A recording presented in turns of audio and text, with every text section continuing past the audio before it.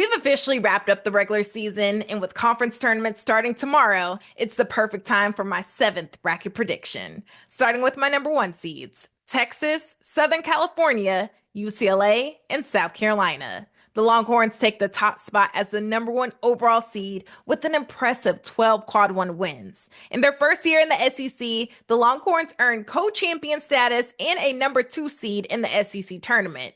The Trojans not only jumped to the number one line, but also claimed the number two overall seed after defeating UCLA twice, including a strong 10 quad one wins. The Trojans will head into the Big Ten tournament as the number one seed. The Bruins stay on the number one line with 11 quad one wins, though they're now behind USC, who handed them their only two losses of the season.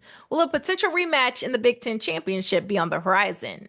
And the Gamecocks are the other SEC co-champions, earning a number one seed in the SEC tournament and ended the season with 14 quad one wins.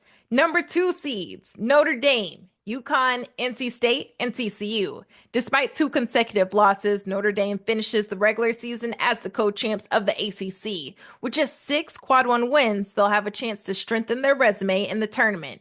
UConn, the Big East regular season champions in the season with 6 quad one wins, and a 29-point victory over South Carolina was its biggest signature win by far. NC State is peaking at the right time, finishing as the ACC co-champs with 6 quad one wins. Last year, they made a deep run to the Final Four. Could they do it again?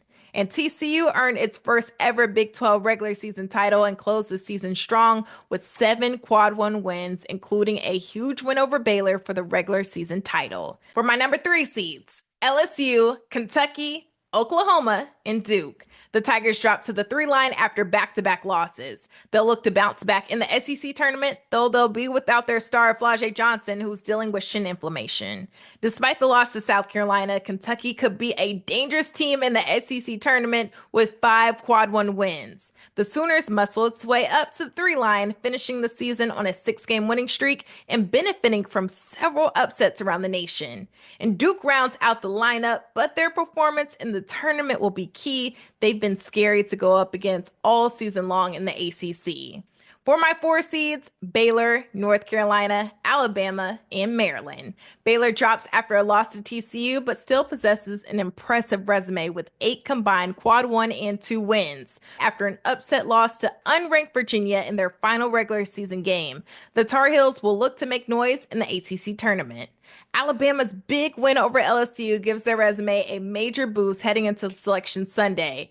And Maryland, with a few bumps in the road, has been playing its best basketball at the right time of the season, knocking off Ohio State in an overtime thriller to pick up 7 quad one wins. Selection Sunday is March 16th, and I'll be back with one more bracket prediction before the official bracket is revealed. I'll see you then.